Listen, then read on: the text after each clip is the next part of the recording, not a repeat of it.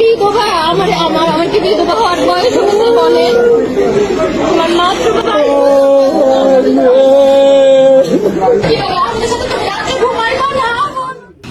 18 জুলাই ঢাকা মেডিকেলে আমি একটা মেয়ের 22 বছরের একটা মেয়ে হাজবেন্ডকে ধরে আর্তনাদ করতেছিল।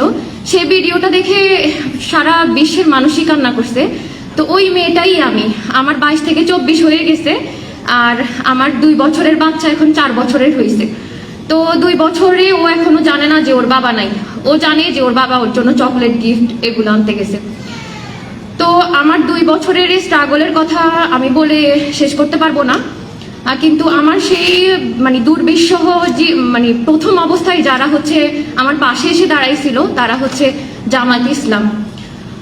ওরা যে সময় আমার পাশে এসে দাঁড়াইছে ওটা আমি আজীবন মনে রাখবো, আমার মৃত্যু পর্যন্ত। আমার খারাপ সময়টা সারা জীবন থাকবে না, কিন্তু আমার খারাপ সময় কারা ছিল তাদের আমি আজীবন মনে রাখবো। একটা 22 বছরের মেয়ে বিধবা হওয়াটা এই সমাজের জন্য কিরকম হয় এটা সবাই জানি আমরা।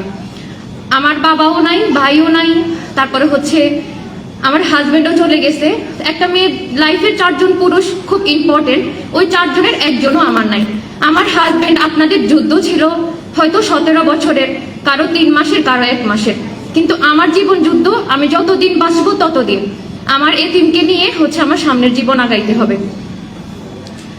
তো জুলাই সনদ আমি চাই এটা হচ্ছে জনগণের রায়, এটা এই বাংলাদেশটা রক্তের উপর দাঁড়ানো। জুলাই সনদ বাস্তবায়ন যেন খুব দ্রুত হয়, এটার জন্য যেন আর কোনো মানুষ জীবন দিতে না হয়, কোনো মানুষ যেন রাস্তায় নামতে না হয়। এটা আমার আর 1400 শহীদ পরিবার, এই 70% যারা হ্যাঁ ভোটে হ্যাঁ দিছে তাদের সবার ইয়ে। তো এটা নিয়ে কোনো তালবাহানা না করুক, এটা সুন্দর মতো হচ্ছে দিয়ে দিক। আর একটা কথা বলি, সেটা হচ্ছে প্রায় 1400 মানুষ শহীদ হয়েছে। ওই 1400 মানুষ, 1400 একটা সংখ্যা, কিন্তু আমার লাইফের আমার মানুষটা আমার জীবন ছিল। ওই একটা মানুষের সাথে আমরা কয়েকটা মানুষের জীবন জড়িত। একটা মানুষ যে চলে গেছে তার সাথে তার সন্তান, তার স্ত্রী, তার বাবা, তার মা। একজন মায়ের একাধিক সন্তান হয় কিন্তু এক বাবা হয় না। একটা আমি এতিম ছোটবেলার থেকে, আমার বাবা ছিল না, আর আমার সন্তানও যে এতিম, এটা আমি ওটা বলতে পারি না, আমার সাহসই নেই।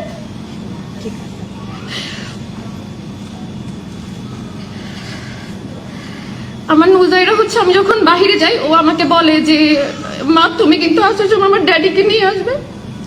আমি ওকে বলি যে আচ্ছা ঠিক আছে, আমি এটা বলে বের হই। আর যখন আমি বাসায় আসি তখন ও আমাকে বলে মা আমার ড্যাডি কোথায়? তখন আমি ওকে আমার আলমারি খুলে একটা নতুন জামা দিয়ে বলি মা নাও এই নতুন জামা।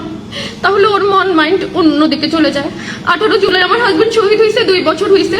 সেদিন আমার কান্না দেখে আমার মেয়ে তার নানুকে ফোন দিয়ে বলতেছে যে নানুমণি আমার মা কেন কান্না করছে, কার জন্য কান্না করছে। আমি সেদিন আমাদের শুধু আল্লাহরে বলছি যে আল্লাহ আমার এতটুকু শক্তি দেন, আমি যেন আমার মেয়েরে বলে দিতে পারি বাবা নাই, বাবার আসবে না, আমার আর বাবার কথা বললো না। এই সাহস শক্তিটা আমার এখনো হয় নাই। আমি আমার লাইফের এই কয় বছরে আমি একটা জায়গায় হচ্ছে আটকে গেছি, যে 18 জুলাই আমি আমার হাজবেন্ডকে এত ডেকেও সেদিন ঢাকা মেডিকেল থেকে বের করে আমার মেয়ের কাছে এনে বলতে পারি নাই যে এই নাও তোমার বাবা। যেই মেয়েটা বাবার কোলে করে দাদু বাড়িতে যাইতো, সেই মেয়েটা বাবাকে বক্সে করে আর সে সামনে বসে হচ্ছে ওর দাদুর বাড়ি তোর বাবাকে রেখে আসছে। ও এখনো যায় না আর ওর বাবার কবরে। আপনারা হচ্ছে এই এতিমদের বলে যাবেন না। হাদি ভাই একটা কথা বলছে, আমি যদি না থাকি আমার সন্তানকে আপনারা দেখেন। আমার হাজবেন্ড পারতো যে ও থাকবে না, চলে যাবে, আপনাদের সবাই এটাই বলে যাইতো যে আমার নুজাইরাকে আপনারা দেখে রাখবেন এই বাংলাদেশের জন্য।